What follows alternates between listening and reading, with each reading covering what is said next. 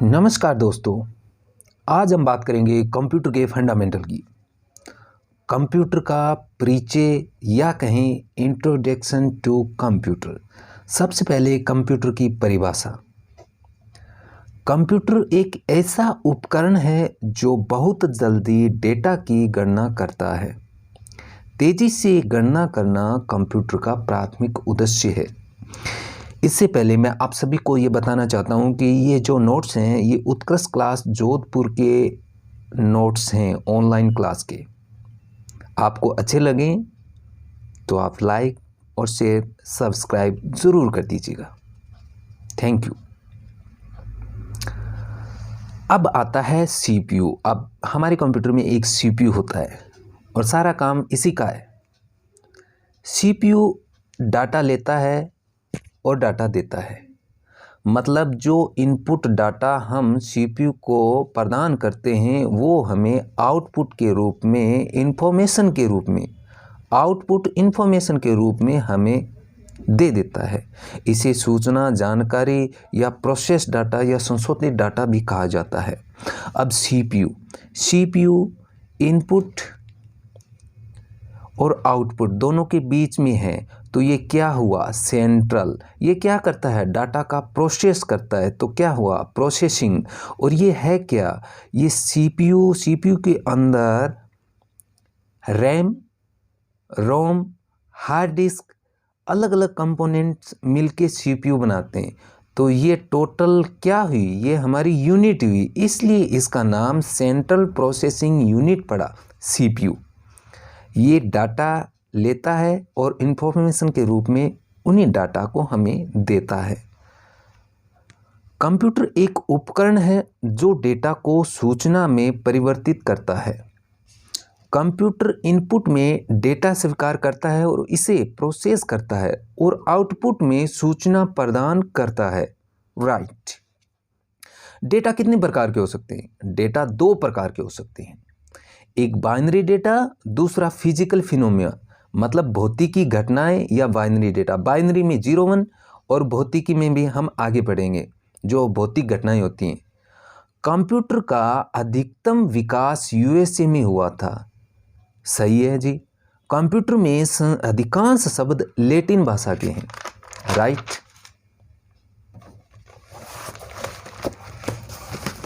अब आगे है बाइनरी डेटा। हमारा पहला था बाइनरी और दूसरा था फिजिकल डेटा। ये डेटा के दो प्रकार हैं। बाइनरी डेटा वह डेटा है जिसमें 0 1 होता है। इसे बाइनरी डिजिट या बिट भी कहा जाता है।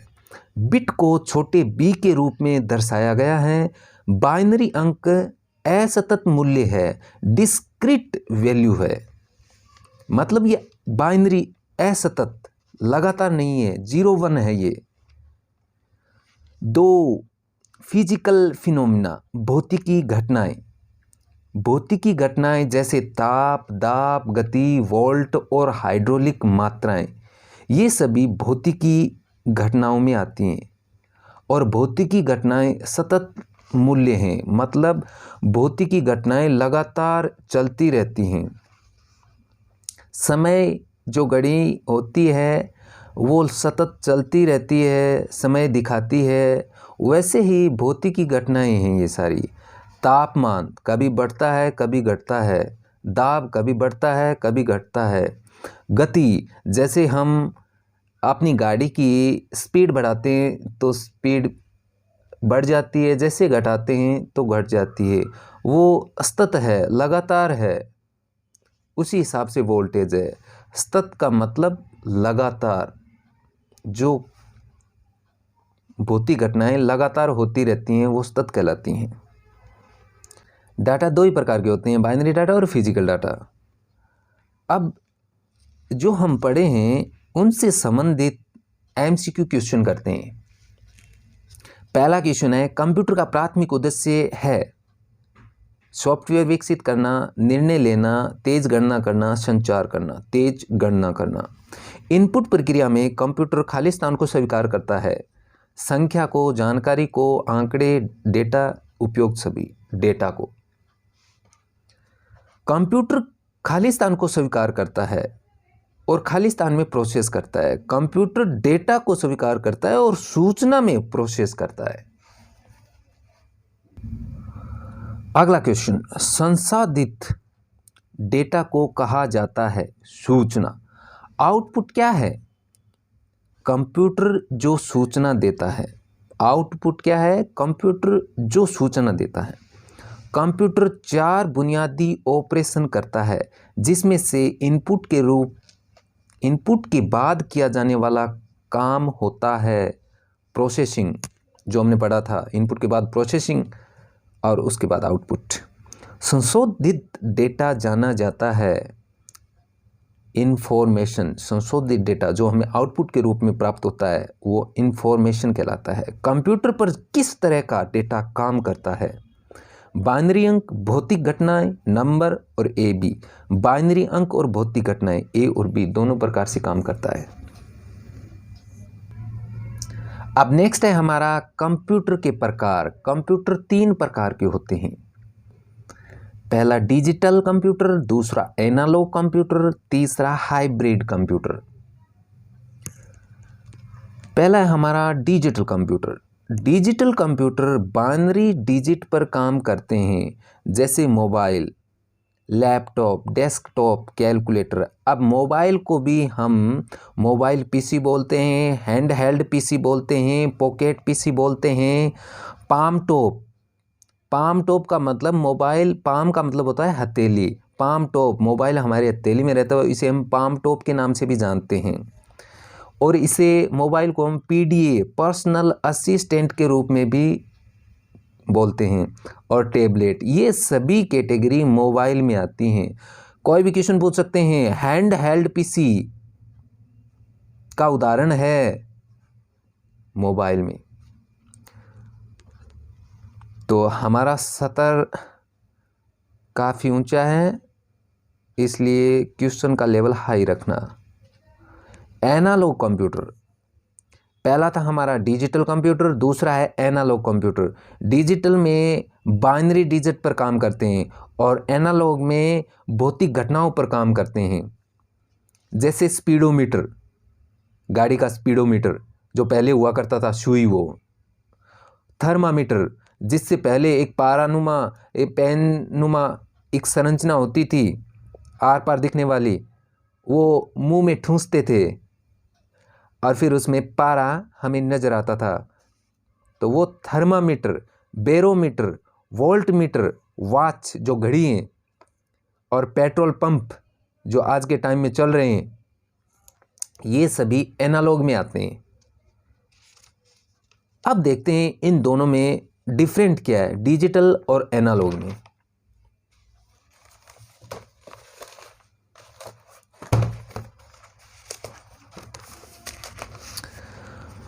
देखिए जी, दोनों में अंतर। डिजिटल कंप्यूटर और एनालॉग कंप्यूटर। डिजिटल कंप्यूटर गति में तेज होते हैं और एनालॉग गति में धीमा होता है। डिजिटल बहुत सटीक प्रदर्शन करता है और एनालॉग सटीक प्रदर्शन नहीं करता। मल्टीटास्किंग होता है, डिजिटल मल्टीटास्किंग होता है और एनालॉग सिर्फ सिंगल टास्किंग होता है। डिजिटल में काउंटिंग होती है और एनालॉग में मेजरिंग होती है, मतलब मापते हैं, उसमें मापने का कार्य होता है और इसमें गिनती का कार्य होता है। एनालॉग कंप्यूटर को इम्प्रूव करने के लिए डिजिटल कंप्यूटर का मिश्रण किया गया, जिसे हाइब्रिड कंप्यूटर कहा गया। एनालॉग प्लस डिजिटल, क्योंकि एनालॉग कंप्यूटर में कुछ कमियां दिखाई दे रही थी, तो इसको इम्प्रूव करने के लिए इसमें डिजिटल कंप्यूटर का मिश्रण किया गया और फिर इसको नाम दिया गया hybrid. Hybrid computer, hybrid computer digital computer और एनालॉग कंप्यूटर का संयोजन है, दोनों का मिश्रण है, और ये भौतिक घटनाओं पर मापते हैं और परिणाम डिजिटल रूप में दिखाते हैं। भौतिक घटनाओं पर मापते हैं और परिणाम है वो डिजिटल में आता है, क्योंकि हमने इसमें एनालॉग के साथ डिजिटल का मिश्रण कर दिया, इसलिए डिजिटल के रूप में परिणाम दिखते हैं। इसके एग्जाम्पल जैसे डिजिटल स्पीडोमीटर, पहले क्या था, स्पीडोमीटर था, अब ये डिजिटल हो गया। थर्मोमीटर, पहले क्या था, थर्मोमीटर, और अब हो गया डिजिटल थर्मोमीटर। पहले पारा को कैसे नापते थे, तापमान को, शरीर के तापमान को, वो एक पेननुमा संरचना होती थी, उसको मुंह में देते और अपना पारा सामने आ जाता। अब क्या करते हैं, गननुमा संरचना होती है जो कहीं पे भी शरीर पे सामने की, और उसका टेम्परेचर उसके अंदर। तो ये क्या है, ये डिजिटल है, यही फ़र्क है डिजिटल थर्मामीटर और थर्मामीटर में। ये संभव हुआ हमारा हाइब्रिड वर्जन आने के बाद में। तो डिजिटल बैरोमीटर, डिजिटल वोल्टमीटर और डिजिटल वॉच, जो आज के टाइम में सबसे ज़्यादा उपयोग की जा रही है, डिजिटल वॉच। पहले अपनी सीडी वॉच थी और अब क्या है, डिजिटल वॉच। पहले वाली वॉच में क्या हुआ था, 1 2 3 4 5 6 7 8 9 10 12 11 12, तो उसमें 1 और 2 के बीच में अगर सुई है और मिनट वाली सुई 4 और 5 के बीच में है, तो हम एक्यूरेसी नहीं लगा सकते थे कि एक्चुअल टाइम क्या हुआ है, 1:22 हुई हैं, 23 हुई हैं या 24 हुई हैं। लेकिन डिजिटल वॉच में फिक्स टाइम दिखाई देता है, 1:23:44। बस यही फ़र्क है डिजिटल वॉच और पहले वाली वॉच में। अब नेक्स्ट, अब आते हैं हमारे कंप्यूटर का वर्गीकरण उद्देश्य के आधार पर। अब कंप्यूटर जो हैं उनका वर्गीकरण किया गया है। पहला आधार रखा गया है उद्देश्य के आधार पर। अब इसमें विशेष उद्देश्य कंप्यूटर और सामान्य उद्देश्य कंप्यूटर। विशेष उद्देश्य कंप्यूटर के रूप में हमारा super computer, ATM, gaming console आदि ये विशेष उद्देश्य कंप्यूटर कहलाते हैं। मतलब एटीएम में क्या है, एक विशेष उद्देश्य के लिए तो एटीएम बनाया गया है, बैंकिंग क्षेत्र में पैसे निकालने के लिए। गेमिंग कंसोल क्या है, सिर्फ गेम खेलने के लिए काम आता है। सुपर कंप्यूटर क्या है, ये प्रॉपर एक सेक्टर के लिए बनाए गए हैं। और सामान्य उद्देश्य वाले कंप्यूटर डेस्कटॉप, मोबाइल, सबके लिए इनका बहुउद्देश्य होता है। इनमें समर्पित कंप्यूटर भी कहते हैं, मतलब इसे विशेष उद्देश्य वाले कंप्यूटर होते हैं, उन्हें समर्पित कंप्यूटर भी कहते हैं या फिर डेडिकेटेड कंप्यूटर भी कहते हैं। ये कुछ विशिष्ट कार्य करते हैं, इसलिए इसे विशेष उद्देश्य वाला कंप्यूटर कहा जाता है। ये एक विशिष्ट क्षेत्र में उपयोग में काम में आते हैं, जबकि ये एक सामान्य कार्य करते हैं, ये सभी क्षेत्रों में उपयोग काम में आते हैं। जैसे मोबाइल, डेस्कटॉप, सभी उद्देश्य में काम ले सकते हैं हम। कंप्यूटर का वर्गीकरण आकार, भंडारण और प्रदर्शन के आधार पर वर्गीकरण, साइज, स्टोरेज और परफॉर्मेंस के आधार पर वर्गीकरण। ऊपर पहले हमने क्या पढ़ा था, उद्देश्य के आधार पर, अब आकार, भंडारण और प्रदर्शन के आधार पर। ये 4 प्रकार के होते हैं, super computer, mainframe computer, mini computer और माइक्रो कंप्यूटर। पहले बढ़ते हैं हम सुपर कंप्यूटर के बारे में। सुपर कंप्यूटर आकार के बहुत बड़े होते हैं, जिसमें डेटा स्टोर करने के लिए बड़ी जगह होती है और बहुत तेज गणना होती है। सुपर कंप्यूटर विशिष्ट उद्देश्य वाले कंप्यूटर हैं। मल्टी यूजर कंप्यूटर हैं, बहु उपयोगकर्ता। मतलब सुपर कंप्यूटर को चलाने के लिए बहुत ज़्यादा स्टाफ की ज़रूरत पड़ती है, एक से ज़्यादा लोग इसको चलाते हैं, इसलिए बहु उपयोगकर्ता कहलाता है ये। और सुपर कंप्यूटर विशिष्ट उद्देश्य के लिए बनाया जाता है। सुपर कंप्यूटर की स्पीड को फ्लॉप्स में मापा जाता है। फ्लॉप्स फ्लोटिंग पॉइंट ऑपरेशन पर सेकेंड। फ्लॉप्स FL दोनों को मिला के फ्लोटिंग पॉइंट बना, O का ऑपरेशन, P का पर और S का सेकेंड, फ्लोटिंग पॉइंट ऑपरेशन पर सेकेंड। आगे चलते हैं। सुपर कंप्यूटर का उपयोग अनुसंधान और वैज्ञानिक उद्देश्यों में किया जाता है, जैसे मौसम की भविष्यवाणी, भूकंप का अध्ययन, संचार, परमाणु हथियार का उपयोग, इनके लिए सुपर कंप्यूटर का उपयोग किया जाता है। मौसम की भविष्यवाणी के लिए अपना जो भारत में बना हुआ परम 8000 मौसम की भविष्यवाणी करता है वो। भूकंप का अध्ययन फुगाकू जो जापान का है, क्योंकि वहाँ पे ज़्यादा भूकंप आते हैं इसलिए वहाँ पे भूकंप के अध्ययन के लिए फुगाकू सुपर कंप्यूटर का उपयोग किया जा रहा है। अलग अलग क्षेत्र के लिए अलग अलग कंप्यूटर बनाए गए हैं। सुपर कंप्यूटर के उदाहरण जिन पर आज तक प्रश्न आए हैं, CDC पहला चल रहा है हमारा सब सुपर कंप्यूटर, और उसमें भी ज़्यादातर जो सवाल क्वेश्चंस आए हुए हैं हमारे सिलेबस के अकॉर्डिंग, तो उसमें हम 5 इम्पोर्टेंट मानेंगे। CDC 6600, परम 8000, परम सिद्धि AI, फुगाकू और इक्का। सबसे पहले है CDC। ये विश्व का पहला कंप्यूटर था, सुपर कंप्यूटर CDC 6600। CDC 6600 दुनिया का सर्वप्रथम सुपर कंप्यूटर है। CDC का पूरा नाम है कंट्रोल डेटा कॉरपोरेशन। सीमोर क्रे ने CDC 6600 को 1964 में बनाया था, और CDC 6600 को क्रे कंप्यूटर भी कहा जाता है, क्योंकि सीमोर क्रे ने इसे बनाया इसलिए CDC 6600 को क्रे कंप्यूटर भी कहा जाता है।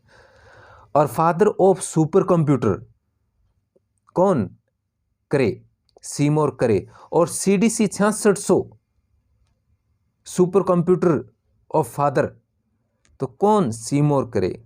इन दोनों, ये भी आ सकता है कि फादर ऑफ सुपर कंप्यूटर, और ये भी पूछ सकते हैं कि सुपर कंप्यूटर CDC 6600 के फादर कौन है, तो इन दोनों का एक ही आंसर है सीमोर क्रे।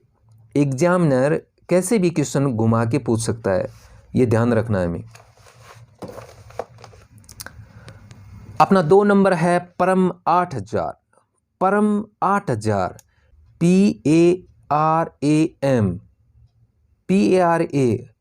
पैरेलल, PARA का बन गया पैरेलल, M का बना मशीन 8000, पैरेलल मशीन 8000। परम 8000 भारत का पहला सुपर कंप्यूटर है।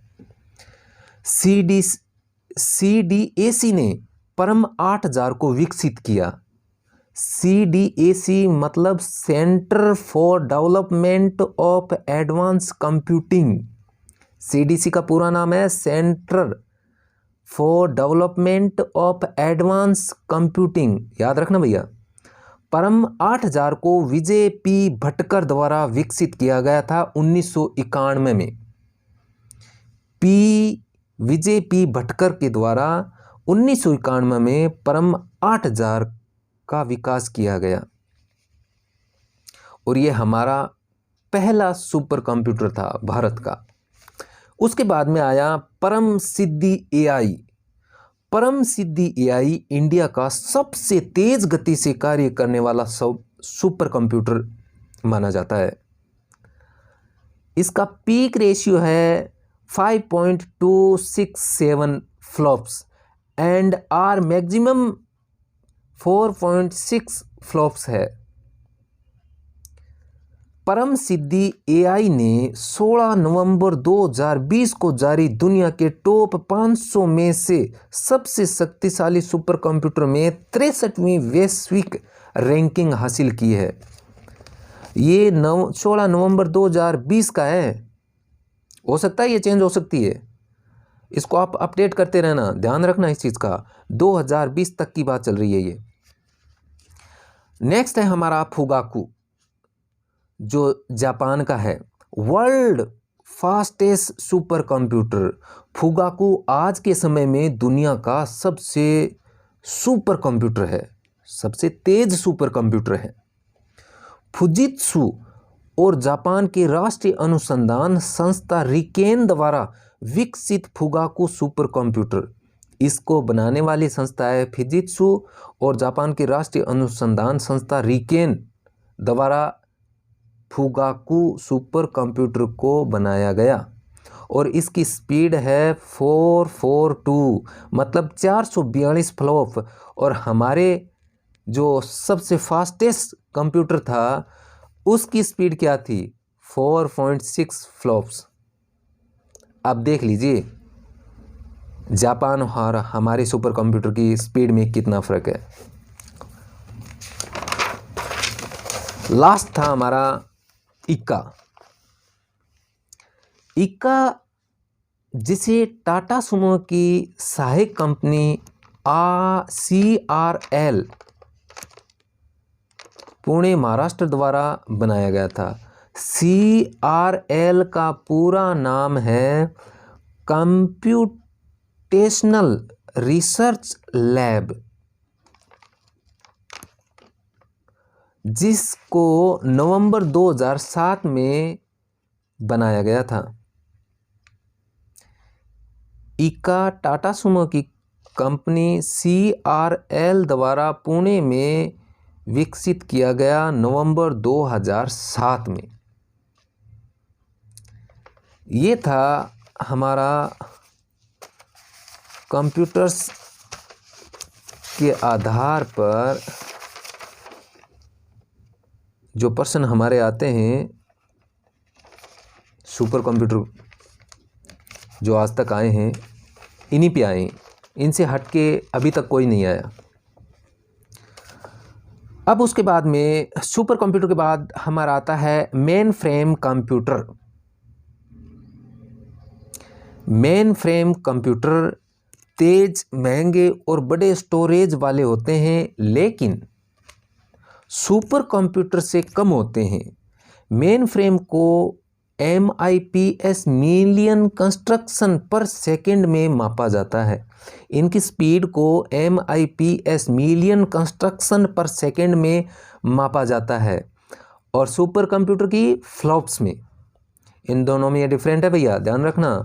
मेन फ्रेम कंप्यूटर कमरे के आकार के कंप्यूटर होते हैं। यह बहु उपयोगकर्ता कंप्यूटर हैं।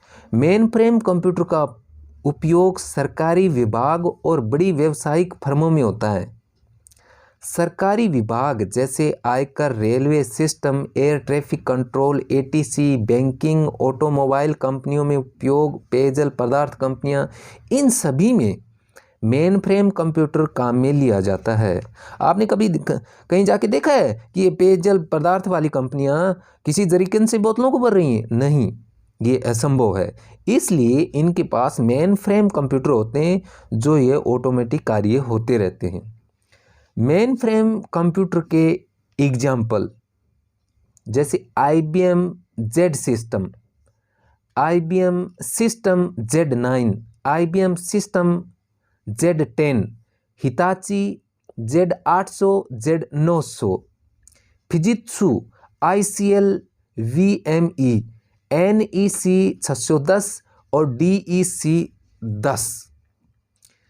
काम के तो कुछ नहीं है, लेकिन फिर भी हो सकता है पूछ सकते हैं उदाहरण, इसलिए सर ने यहाँ पे इनको बताया है। मिनी कंप्यूटर, मिनी कंप्यूटर शक्तिशाली होते हैं। ये 3 नंबर का कंप्यूटर है हमारा। पहला था सुपर, दूसरा था मेन फ्रेम और तीसरा है मिनी कंप्यूटर। मिनी कंप्यूटर शक्तिशाली होते हैं, लेकिन सुपर कंप्यूटर और मेन फ्रेम कंप्यूटर से कम होते हैं। छोटे व्यवसाय में मिनी कंप्यूटर का उपयोग किया जाता है और यह बहु उपयोगकर्ता कंप्यूटर कहलाता है। मिनी कंप्यूटर की गति KIPS में मापी जाती है। KIPS किलो कंस्ट्रक्शन पर सेकेंड, और यह आमतौर पर उपयोगकर्ताओं द्वारा टर्मिनल कंप्यूटर के माध्यम से उपयोग किया जाता है। मॉनिटर और कीबोर्ड और CPU वाले डिवाइस को इंटेलिजेंट टर्मिनल कंप्यूटर कहा जाता है। मॉनिटर और कीबोर्ड वाले डिवाइस को डम्ब टर्मिनल कंप्यूटर कहा जाता है। और इनके ये उदाहरण है VX 8800, IBM AS 400, Texas instrument T1990, CDS 92। और चौथा है हमारा माइक्रो कंप्यूटर। ये सिंगल यूज कंप्यूटर होते हैं, ये सामान्य प्रयोजन के कंप्यूटर हैं। Example desktop, laptop, tablet, smartphone. कुछ माइक्रो कंप्यूटर पोर्टेबल होते हैं। माइक्रो कंप्यूटर की गति हर्ट्ज या साइकिल प्रति सेकेंड, क्लॉक पर सेकेंड में मापी जाती है। मिनी कंप्यूटर में ये आमतौर पर उपयोगकर्ताओं द्वारा टर्मिनल कंप्यूटर के माध्यम से उपयोग किया जाता है। इंटेलिजेंस टर्मिनल कंप्यूटर कहा जाता है, मतलब मॉनिटर और कीबोर्ड और सीपीयू वाले डिवाइस को इंटेलिजेंट टर्मिनल कंप्यूटर कहा जाता है। मॉनिटर और कीबोर्ड वाले डिवाइस को डम्ब टर्मिनल कहा जाता है। इसमें एक ही सीपीयू होता है और उससे ये डिवाइस जुड़े होते हैं अलग अलग। तो यही फ़र्क है इन दोनों में। और ये हमारा माइक्रो कंप्यूटर हो गया। माइक्रो कंप्यूटर की जो गति है वो हर्ट्ज में मापी जाती है। चलो नेक्स्ट अगले पार्ट में पढ़ेंगे कंप्यूटर की विशेषताएं। Thank you.